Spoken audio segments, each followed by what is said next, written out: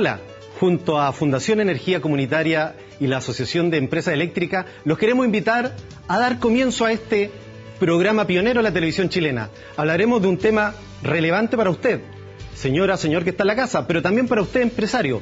Hablaremos sobre la energía y seremos entre usted y nosotros un puente. Por eso los queremos invitar y aquí comienza Puente Energético.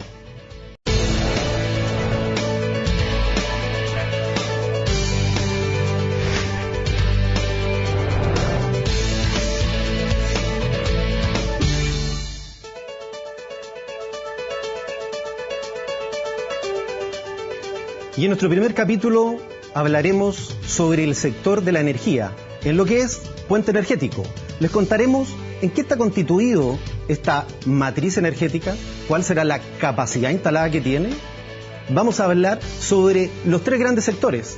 Y qué mejor que hablar de generación, de transmisión y de distribución en nuestro programa Puente Energético que los principales actores. Y los voy a presentar. Aquí, a mi derecha, está Rodrigo Castillo. Él es director de la Asociación de Empresas Eléctricas de Chile, es abogado de la Universidad de Chile. Y nos vas a contar sobre el sector de la distribución y de la transmisión. Un poco para que conozcamos de qué trata esto, porque aquí somos puente energético, entre usted y nosotros. Y en el sector de la generación, sector muy importante, nos acompaña Claudio Sebag. ¿Lo dije bien, Claudio? Muy bien. Muy bien.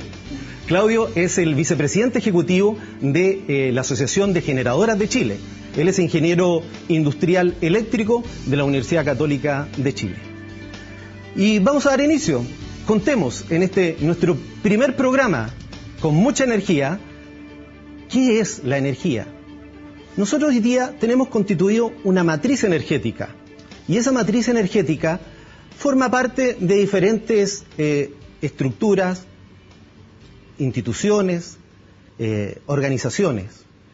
Cuando hablamos de una matriz, hablamos de quiénes son los que generan. Hoy día la capacidad instalada es de aproximadamente 21 gigawatts. ¿Qué son 21 gigawatts? ¿Cómo se conforma esto? 60% proviene de la generación térmica. Hay un 30 y tantos por ciento aproximadamente que proviene de la generación hídrica. Pero también aparecen las energías renovables no convencionales, la solar, la eólica. Y estas, que es nuestra matriz energética, donde está la capacidad instalada, están los tres principales actores que les comentaba al comienzo. Entonces, Rodrigo, a mí me gustaría que tú nos contaras qué significa distribución. No es distribución del ingreso, señora, que está en la casa. Aquí estamos hablando de energía. ¿Qué es distribución y qué es transmisión? El sector que tú representas. Bueno, perfecto. Primero, muchas gracias por estarnos acompañando en este primer programa. Bienvenido, Claudio. Para que se entienda, y tú lo decías muy bien, en un país la electricidad y el ciclo de la electricidad parte con la generación de energía eléctrica. Es decir, en alguna parte del país alguien produce energía eléctrica a través de muchas maneras distintas. Después seguramente Claudio les va a hablar en profundidad de cómo se genera energía eléctrica. Y luego tú tienes que llevar esa energía eléctrica desde el punto en el cual fue generada hasta los puntos de consumo. Para hacerlo, tú lo haces básicamente de dos formas. Primero, a través de cables gruesos, de alta tensión, que son los que llevan y trasladan la energía por grandes extensiones del territorio.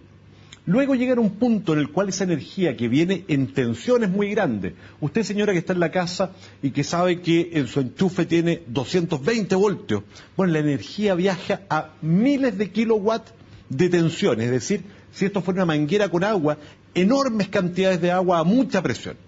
Eso luego es transformado y se va achicando, transformándose hasta llegar a las redes de distribución. Las redes de distribución son los postes normales o en algunos casos ductos subterráneos por los cuales la energía llega definitivamente a la casa. Son esos paisajes hermosos donde están estas torres que atraviesan casi todo Chile. Efectivamente, las torres de alta tensión, que es a las que tú te refieres, necesariamente pasan por el territorio porque es la única forma de conducir energía, aquí lo vemos en las imágenes, conducir energía en estos grandes niveles de tensión desde puntos que son distantes, porque además, y esto podemos hablarlo durante el programa, una cosa que hay que entender es que nuestro país es un país bastante centralizado, en el cual se produce energía en una zona del país y se consume en otras zonas del país. Como te contaba, esa es la transmisión grande. Luego viene la distribución, que son los postes pequeños que están en las calles, que también transforman energía para llevarla a los 220 voltios, que son la tensión nominal que uno tiene en las casas, y que al mismo tiempo tienen la función, las empresas distribuidoras, de comprar energía en forma masiva de parte de las empresas generadoras para revenderlas a los clientes finales. Interesante lo que sin dices. ningún margen. O sea, esto es muy importante de eso. Tú me dices que las distribuidoras, empresas distribuidoras, le compran a las Así transmisoras. Por ley. Por ley. Y a través de, también lo podemos conversar más adelante, a través de un sistema regulado de licitaciones públicas en las cuales participan justamente socios de Claudio y otras muchas empresas que están en el mundo de las energías renovables. Eso en el segundo bloque vamos a hablar del cliente regulado y el no regulado. Perfecto. ¿Qué significa eso? Entonces, para que se entienda, la transmisión son los grandes torres, la distribución son los pequeños postes que llegan hasta la puerta de su casa. Mira, me quedó absolutamente claro. O sea, nosotros deberíamos entender de que de algún lado, de alguna forma y de alguna manera produce esta energía que se transforma en electricidad, pero esta electricidad tiene que ser transportada a los puntos finales, que generalmente son las familias, pero no menor también empresas, la industria. empresa, sobre todo, por ejemplo, lo que hemos conversado en algún momento, lo que está pasando en el norte, la grande minera, que necesita de grandes volúmenes de energía. Por lo tanto, entiendo, Claudio, que parece que ustedes son unos actores relevantes. Sin generación no podemos transmitir energía a ninguna parte, y por otro lado tampoco vamos a poder consumir. En ese sentido, y un poco lo que decía Rodrigo, de que vienen generalmente la generación viene de puntos muy distantes. Yo decía al comienzo de que un 60% proviene de centrales térmicas, pero también hay un 30 y tanto por ciento que viene de las grandes represas, la hídrica, que generalmente es al sur del país. Cuéntanos un poco cómo está conformado este sector de la generación. Y también, bueno, hoy día también incurrieron las energías renovables no convencionales, que lo vamos a hablar en su momento. Cuéntanos este sector que tú representas. Yo creo que una de las cosas, bueno, en primer lugar, muy feliz de estar acá y poder compartir un poco, hacer comprensible además la energía, porque yo estudié ingeniería eléctrica, pero nunca he visto la electricidad. Un primer atributo de la electricidad es que recorre desde donde se genera hasta finalmente nuestra casa, o donde tenemos la máquina, la lavadora, tenemos la secadora, tenemos la calefacción, lo que sea, sin verla. Nadie de nosotros ha visto, ¿no es cierto?, la electricidad. ¿Y de dónde viene? La energía viene de lo que podemos llamar energía primaria. Tenemos fuentes, por un lado fuentes como el diésel, el gas, el carbón, que se llaman fuentes no renovables porque la extraemos de la tierra, ahí se acumularon por años y por siglos, y eso luego se mete en una caldera y se transforma en fuerza que mueve una cosa que se llama generador, que es una cosa que gira, y que en ese giro magnético, una turbina, finalmente sale al final de ella corriente en mucha potencia que conecta finalmente con las líneas de transmisión.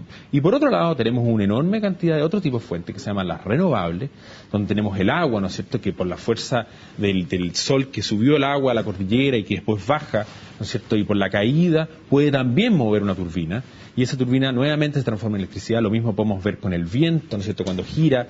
Todo siempre a través de un movimiento buscamos generar alguna turbina. O por otro lado tenemos paneles solares, donde el mismo directo sol lo transformamos nuevamente en esta electricidad invisible que después se va a través de las redes y llega a nuestras casas. Tenemos fuerzas que en otros países sacamos a veces de la tierra, la energía geotérmica, lo hemos visto en algunas de estas imágenes, donde el calor de la tierra lo podemos transformar en energía eléctrica. Por lo tanto, tenemos posibilidad de transformar fuentes básicas de energía primaria en esta electricidad, que la gracia que tiene la electricidad es que yo puedo instantáneamente llevarla del lugar donde la genero a la casa. A la velocidad de la luz, no la vemos. Y poder llevarla sin, ¿no es cierto?, la necesidad, por ejemplo, de lo que significaría llevar a la casa una enorme cantidad, no sé, porque no tengo cómo hacer eso. Claro. Entonces tiene una capacidad de transformarse, de llevarse. Es muy dúctil, está hoy día más presente en todos lados de nuestras vidas. Lo vemos desde nuestros teléfonos, la televisión, las comunicaciones. Cada día nuestro mundo es más eléctrico y por lo tanto la generación desde las distintas fuentes de energía, en el caso nuestro, ¿no es cierto?, la Asociación de Generadoras de Chile, tenemos toda esta gama de producción de energía. También hay energía de biomasa, se transforman, ¿cierto?, los subproductos de la madera, a través de una turbina se queman y nuevamente se transforman en energía eléctrica. O sea, por lo tanto, todas esas fuentes finalmente se transforman en un solo elemento, que es la energía eléctrica, que se conduce a través de la transmisión a los hogares. Oye, mira, qué interesante, porque nosotros generalmente, bueno, me imagino, teníamos la idea de las tradicionales centrales termoeléctricas que generaban la electricidad, y incluso imágenes muy antiguas, años 50, 70, que son en grandes empresas, y hoy día esto se ha diversificado. Tú me decías que además de las termoeléctricas que provienen de combustibles fósiles, están las grandes represas, pero hoy día hay una variedad de energías renovables no convencionales, como tú me explicabas. Yo les quiero hacer una pregunta a ambos ahora, precisamente relacionado con eso. O sea, hay una ley que es la 20.257 de incentivos a las energías renovables, y habla de una meta incluso del 10% que provenga de esta fuente de aquí al 2024. 20% al 2025. Sí. 20%, mira, me quedé corto más encima. Era 10% en el pasado, pero cambió y ahora es más agresivo. Ya, muy bien, pues yo me quedé con la idea de que, claro, de que ya están en un 11%, un 9% aportando a esta fecha. Lo que pasa es que es gradual la meta en el tiempo, y uno mira lo que pasa es que hoy día vemos, Chile es un país muy regalado en fuentes renovables. Tenemos por un lado, ¿no es cierto?, históricamente el uso del agua, que a lo largo del país tenemos centrales de dos tipos. Unas que son las centrales de pasada, donde se toma un río, y una de las grandes gracias es que esa agua se usa en su caída y luego se restituye al lugar donde va. Y el agua no se pierde, el agua simplemente se usa pero no se consume, a diferencia de otros usos del agua. Esa es una gran fuente. La otra es poder retener el agua en un embalse, y eso actúa como una gran batería. Yo puedo guardar el agua por mucho tiempo. Hay enormes baterías, como por ejemplo el lago Laja, que incluso puedo guardarlo por un año, y cuando necesito energía la evacúo y la transformo en electricidad. Oye, esas son las dos fuentes más naturales de energía. Okay. Y muy breve, antes de ir a nuestra primera pausa, porque son muy importantes también quienes hacen posible este programa pionero en la televisión chilena, señora que está allá. Muy brevemente, Rodrigo, Claudio, ¿cómo las energías renovables no convencionales de alguna manera han cambiado este mapa, esta matriz? Porque se tienen que conectar de alguna manera a la red de transmisión, y por otro lado cambia el sector que inicialmente pertenecías tú.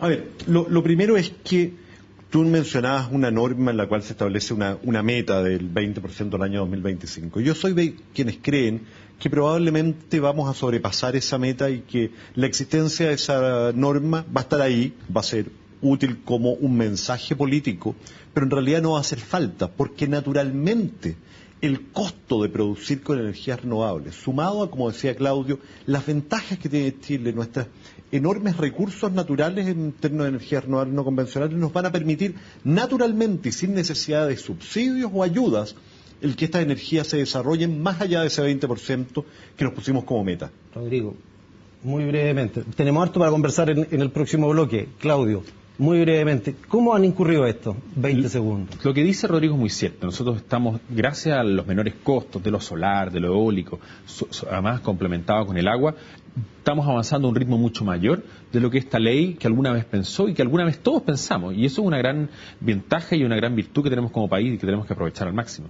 Grandes desafíos nos esperan en el segundo bloque.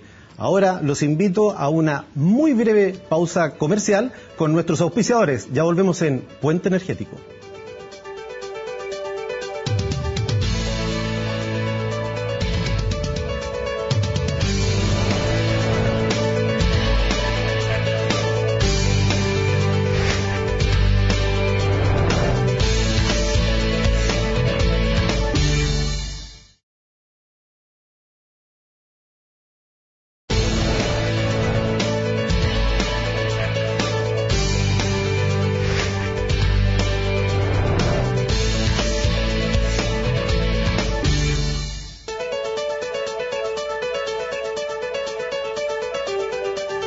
Y retomamos este segundo bloque aquí en Puente Energético, hablando de un tema tan interesante, tan necesario para todo, tanto la familia como la industria, que es la energía. Teníamos hace un momento un tema pendiente, la energía renovable no convencionales, cómo de alguna manera han cambiado el mapa en este sentido. Rodrigo, ahí yo me gustaría meterme un poco en los temas relacionados con los clientes regulados y los clientes no regulados. Porque por una parte está la familia cotidiana que tiene su cuenta todos los meses, pero por otro lado también está la industria. Así es. ¿A qué tiene relación esto? A ver, voy a intentar hacerlo muy corto y práctico. El cliente regulado es aquel que es protegido por la regulación. ¿Quiénes son? Todos los clientes pequeños, entendiéndose como pequeños aquellos que no tienen un consumo energético muy grande. Se establece un límite en cantidad de megas, pero en realidad para las personas que están en su casa es irrelevante.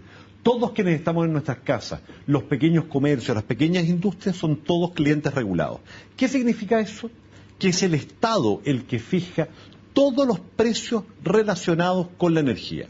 El precio de la distribución, el precio de la energía misma, el precio de la transmisión, es decir, todo lo que influye en la cuenta final es regulado por el Estado. Por eso se llama cliente regulado. O sea, yo familia, si tengo que todos le nosotros, digo al Estado. Todos nosotros somos clientes Perfecto. regulados. El cliente libre se entiende que por su tamaño tiene la capacidad, los recursos y la infraestructura, los conocimientos para poder negociar directamente con los distintos actores que le suministran el producto. Por lo tanto, se llaman libres, porque tienen la libertad de ir a negociar con un generador directamente. Esa es la gran diferencia entre cliente regulado, es decir, pequeño, cliente libre, cliente grande. Mira qué interesante. O sea, aquí yo, familia, soy un cliente regulado. Protegido por la regulación. Protegido por la regulación. Por eso que hay un valor específico de lo que yo pago permanentemente. No tengo la capacidad de negociar con alguna empresa generadora. Así es. Perfecto. Claudio, y siguiendo esta misma línea, pero apuntando a unos temas que siempre dicen que tiene que ver con el costo de la generación. Decía que Chile es uno de los países con el mayor alto valor, $120 el megawatt hora generado.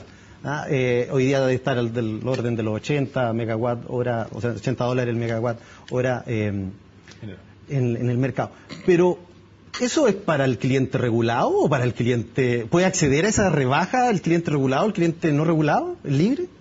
Explícanos un poco. Voy a partir explicando que efectivamente nosotros hemos vivido en el pasado un incremento de precios. Vivimos en el pasado producto de varias situaciones. Por un lado, recordaremos todo cuando hubo un corte de gas con Argentina. Antes recibíamos gas de Argentina que producía energía eléctrica a través de la central de gas natural y Argentina cortó eso y por lo tanto significó tener centrales más caras, diésel y cosas. Por otro lado, hemos vivido un periodo de sequía largo. Por tanto, la ausencia del agua, que el agua es gratis cuando baja la cordillera y lo que es muy caro es construir las centrales. Pero el agua, una vez que se usa, el costo del agua, pasarlo por la turbina es cero. Pero no así la construcción. Entonces, este equilibrio de un corte de gas, escasez de agua y por otro lado además dificultad de hacer proyectos, porque año a año el país va necesitando más energía. De hecho, se espera que en los próximos 25 años dupliquemos o tripliquemos la cantidad de energía que usamos. Va a haber probablemente autos eléctricos, buses eléctricos y mucho más uso de electricidad. Entonces, a mayor necesidad de producir, ha sido a veces más difícil producir proyectos. Producto de que hoy día todos queremos ser más partícipes del desarrollo, queremos poder decidir más sobre el desarrollo y por lo tanto los proyectos energéticos se han demorado más de lo que históricamente se demoraban, los proyectos de generación y también de transmisión. Entonces esa dificultad a veces hace que sea más caro producir energía. Pero esa energía finalmente no llega directo y no impacta directamente esa subida de precio al cliente regulado, que ve que su precio es mucho más estable en el tiempo, precisamente para no tener que estar sufriendo estos vaivenes que te cortan el gas, que falta el agua, etcétera. Por lo tanto, el cliente libre puede estar más sujeto, dependiendo del contrato que tiene, a los vaivenes, y mientras que el cliente regulado precisamente está protegido por la regulación para no estar así, a estos vaivenes de sub y baja. Pero obviamente esperamos de que la incursión de tecnologías que nos permitan tener recursos más baratos, en el tiempo ojalá uno puede ir viendo que podamos hacer mejor uso posible de ellos para poder finalmente entregar energía competitiva, para que sea más barato tener la electricidad en la casa o para nuestras industrias poder generar más empleo, más crecimiento económico. Oye, ahí hay un tema, ¿cómo?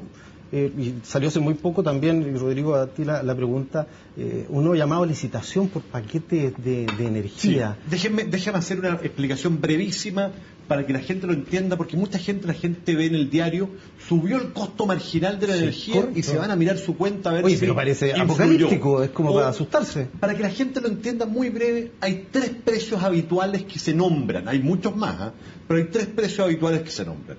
El costo marginal, el precio de la energía para clientes libres o precio promedio de los contratos de los clientes libres y finalmente el precio regulado.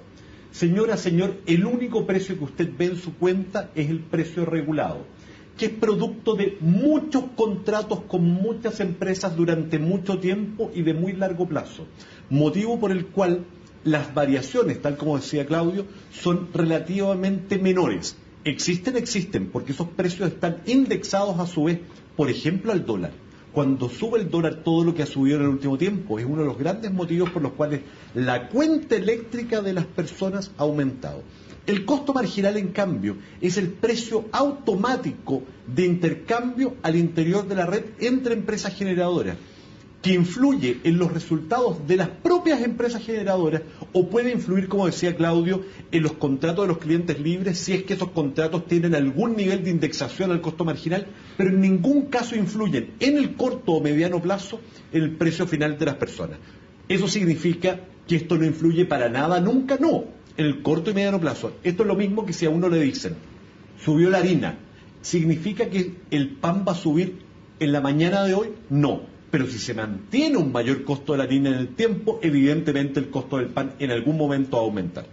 Respecto a las licitaciones, muy breve también, estamos ahora, se ha dicho que va a ser en julio de este año, por recibir ofertas para un contrato, varios contratos muy grandes de compra de energía. Como yo te explicaba, las distribuidoras compramos energía en procesos regulados. A nuestros amigos acá de las generadoras. A ellos o a cualquier otro, incluso gente que hoy día no está en Chile que podría venir a ofrecer. Y son contratos a muy largo plazo, contratos a 20 años, justamente para estabilizarlo y permitir que nuevas inversiones se desarrollen. Y en este caso en particular, una enorme cantidad de energía. Estamos hablando del 30% aproximadamente del total de los consumos regulados en el periodo que va entre el año 2021 y el 2041. Es decir, solo para que quede en mente el resultado de la licitación que parte en julio y cuyo resultado se va a conocer más o menos en agosto o septiembre, es muy importante para el futuro de Chile, no para el presente, para el futuro de Chile. O sea que el futuro de Chile es promisorio, por lo que veo, de tal manera que entiendo que esto hace más competitivo tu sector. Efectivamente, las licitaciones distribuidoras son una oportunidad muy grande porque generan mucha competencia por proveer y generar esa energía que al consumo vamos a tener. Y en esto es muy interesante lo que decía Rodrigo, los plazos que estamos hablando. Estamos hablando del año 2041, cuando yo hablo de que como país probablemente tenemos que diseñar centrales que en algunos casos, una central hidroeléctrica grande dura 50 años, hay centrales que están más de 100 años operando. Entonces, el sector energético en general es un sector que está siempre mirando los desafíos a largo plazo del país y por lo tanto eso implica que en el futuro vamos a consumir más energía porque hoy día como país somos un país en vía de desarrollo, pero es posible que tanto la tecnología como nuestra aspiración como país, cuando tengamos mayores ingresos, seamos más, se llama, intensivos en uso de la electricidad. Y lo vamos a ver que nuestra vida cotidiana, tal como lo hemos visto ya, va a seguir cambiando más y más al uso de mayor electricidad y eso va a requerir de pensar siempre en el largo plazo, a dónde vamos a ir caminando como país. Y ahí hay un desafío, Claudio, me imagino también con el sistema de interconexión SIC-SIC, porque hay que evacuar de alguna manera esta energía. Yo siempre hago una analogía, y eso es un tema que Rodrigo maneja muy bien. Yo hago una analogía con las concesiones. En los 90 y los 2000, nosotros en el país construimos una columna vertebral doble vía concesionada que nos permite llevar las frutas, viajar mucho más seguro y más cómodo. Lo mismo está sucediendo, la posibilidad de poder traer energías del norte, termoeléctricas en la costa, con puertos, la gran potencial solar que tenemos en el desierto de Atacama, y combinarlo con energías del sur, el agua, el viento en las costas. Y para eso necesitamos esta columna vertebral de transmisión que tiene que ser de mucho mayor capacidad para poder transmitir esto de mejor manera. Es un temazo el SIC con el SIC. Yo creo que da para otro programa. Y estamos llegando al término. Yo le agradezco a ti, Rodrigo, que nos vas a acompañar como panelista estable en todo este ciclo. Claudio, por haber representado a la empresa generadora en nuestro primer programa. Y a usted que hoy día nos escuchó. Yo, desde acá, desde la señal de CNN, lo invito a que durante toda esta temporada nos vea a través de las pantallas de CNN en este programa que es pionero en el país.